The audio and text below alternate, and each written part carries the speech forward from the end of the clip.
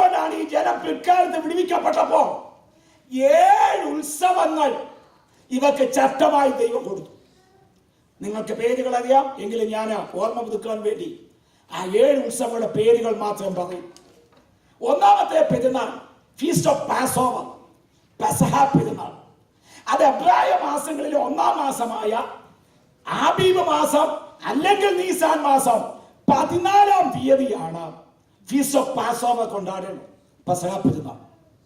രണ്ടാമത്തെ പെരുന്നാൾ feast of അൺലീവൻഡ് bread, പുളിപ്പില്ലാത്ത അപ്പത്തിന്റെ പെരുന്നാൾ. അത് 1-ാം മാസം 14-ാം തീയതി മുതൽ 7 ദിവസമാണ് പുളിപ്പില്ലാത്ത അപ്പത്തിന്റെ പെരുന്നാൾ കൊണ്ടാടുന്നത്. മൂന്നാമത്തെ പെരുന്നാൾ feast of ഷീഫ് of first fruits, ആദ്യ വലക്കറ്റയുടെ പെരുന്നാൾ. അത് 1-ാം മാസം 16-ാം തീയതിയാണ്. പെസഹ കഴിഞ്ഞ 3-ാം ദിവസം. പെസഹ 14-ാം തീയതി, ആദ്യ വലക്കറ്റയുടെ പെരുന്നാൾ 16-ാം തീയതി. അപ്പോൾ 1-ാം മാസം ഇസ്രായേൽ മക്കൾ ഒന്നിച്ചു കൂടുമ്പോൾ ഈ 3 പെരുന്നാളുകൾ കൊണ്ടാടും. താങ്കളുടെ ഭവനങ്ങളിലേക്ക് മടങ്ങിപ്പോകും. 4-ാമത്തെ പെരുന്നാൾ ഫീസ്റ്റ് ഓഫ് പെന്തക്കോസ്റ്റ്, പെന്തക്കോസ്റ്റ് പെരുന്നാൾ. അത് 3-ാം മാസം 5-ാം തീയതിയാണ്. പെന്തക്കോസ്റ്റ് എന്ന വാക്കിന്റെ അർത്ഥം 50th ഡേ, 50-ാം ദിവസം. എന്ന് മുതൽ 50-ാം ദിവസം? ആദ്യ വലക്കറ്റയുടെ പെരുന്നാൾ തുടങ്ങി 50-ാം ദിവസം. ആദ്യ വലക്കറ്റയുടെ പെരുന്നാൾ 1-ാം മാസം 16-ാം തീയതിയാണ്. അന്ന് മുതൽ 50 ദിവസം എണ്ണിയാൽ 3-ാം മാസം 5-ാം തീയതി കിട്ടും. നമ്മുടെ മാസക്കണക്കിന് എണ്ണിയാൽ കിട്ടത്തില്ല. എബ്രായ മാസങ്ങൾക്കെല്ലാം 30 ദിവസമേ ഉള്ളൂ. കാരണം എബ്രായ മാസങ്ങൾ ലൂണാർ മൺസാണ്, ചാന്ദ്രിക മാസങ്ങളാണ്. നമ്മൾ അനുവർത്തിക്കുന്ന ഇംഗ്ലീഷ് മാസങ്ങൾ സോളാർ മൺസ്, സൂര്യമാസങ്ങളാണ്. അതുകൊണ്ടാണ് ജനുവരിക്ക് 31, ഫെബ്രുവരിക്ക് 28, ലീപ് ഇയർ വന്നാൽ 29, മാർച്ചിന് 31, ഏപ്രിലിന് 30. ഇങ്ങനെ ദിവസങ്ങൾ തിരിഞ്ഞും മറിഞ്ഞും വരുവാൻ കാരണം സൂര്യമാസങ്ങളാണ്. എബ്രായ മാസങ്ങൾ ചാന്ദ്രിക മാസങ്ങളാണ്. എല്ലാ മാസങ്ങൾക്കും 30 ദിവസമേ ഉള്ളൂ. 1-ാം മാസം 16-ാം തീയതി ആദ്യ വലക്കറ്റയുടെ പെരുന്നാൾ. ആ 16-ാം തീയതി മുതൽ ആ മാസം 30-ാം തീയതി വരെ 15 ദിവസമാണ്. 2-ാം മാസം 30 ദിവസം, 15, 30, 45. 3-ാം മാസം 5-ാം തീയതി 45, 5, 50. ഇങ്ങനെ 50 ദിവസം എണ്ണേണ്ടത്. അപ്പോൾ 4-ാമത്തെ പെരുന്നാൾ പെന്തക്കോസ്റ്റ് പെരുന്നാൾ, അത് 3-ാം മാസം 5-ാം തീയതി. ഇനിയത്തെ 3 പെരുന്നാളുകൾ 7-ാം മാസമാണ്. 5-ാമത്തെ പെരുന്നാൾ feast of blowing of trumpets, കാഹളധ്വനിയുടെ പെരുന്നാൾ. അത് 7-ാം മാസം 1-ാം തീയതിയാണ്.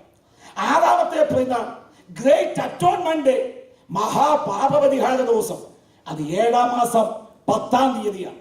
7-ാമത്തേതും ഒടുവിലത്തേതുമായ പെരുന്നാൾ ഫീസ്റ്റ് ഓഫ് ടാബർനാക്കിൾ, കൂടാര പെരുന്നാൾ. അത് 7-ാം മാസം 15-ാം തീയതി മുതൽ 7 ദിവസമാണ്.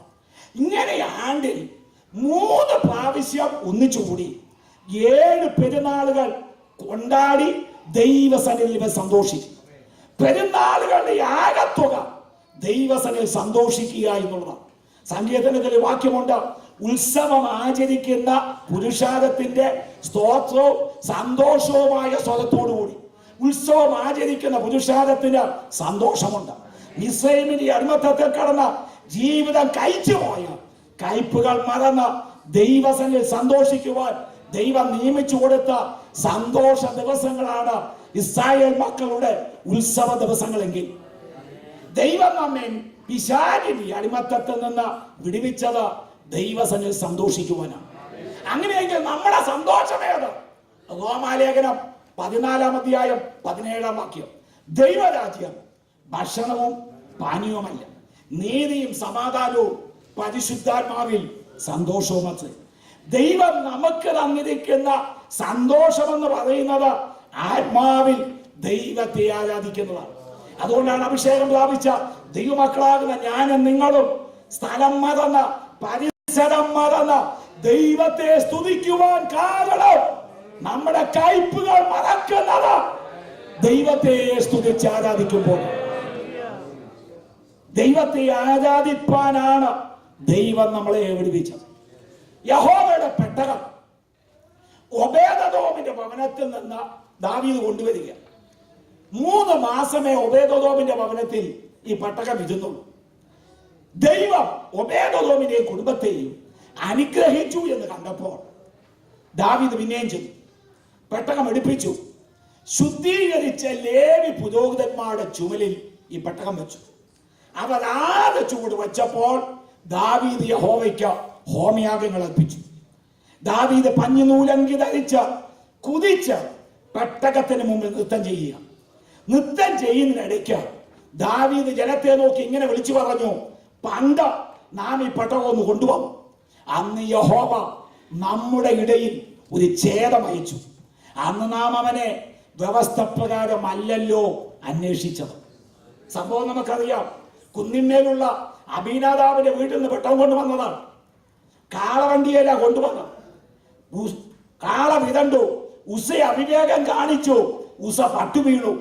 അന്ന് ദാവീദ് യഹോവയെ ഭയപ്പെട്ടു. ആ കാര്യമാണ് ദാവീദ് ജനത്തെ ഓർപ്പിക്കുന്നത്.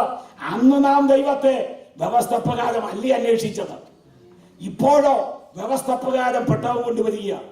ദാവീദ് കുതിച്ച് നൃത്തം ചെയ്ത് ആ പെട്ടകത്തിന് മുമ്പിൽ ദൈവത്തെ മഹത്വപ്പെടുത്തുക.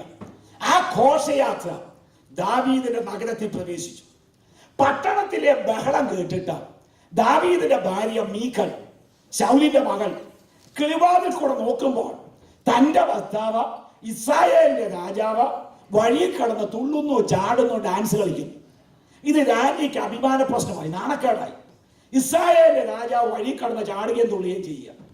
ദാവീദ് ജനത്തെ അനുഗ്രഹിച്ച ശേഷം കുടുംബത്തെ അനുഗ്രഹിക്കുവാൻ കൊട്ടാരത്തിൽ കയറി വരുമ്പോൾ മീഖൽ ദാവീദിന്റെ മുഖത്ത് നോക്കിക്കൊണ്ട് പറഞ്ഞത്, നിസ്സാരന്മാരിൽ ഒരുത്തൻ തന്നെത്താൻ അനാവൃതനാക്കിയതുപോലെ തന്റെ ദാസന്മാരുടെ ദാസിമാരുടെ മുമ്പിൽ തന്നെത്താൻ അനാവൃതനാക്കിയ ഇസ്രായേലിന്റെ രാജാവ് മഹത്വമുള്ളവനോ എന്നാ ചോദ്യം.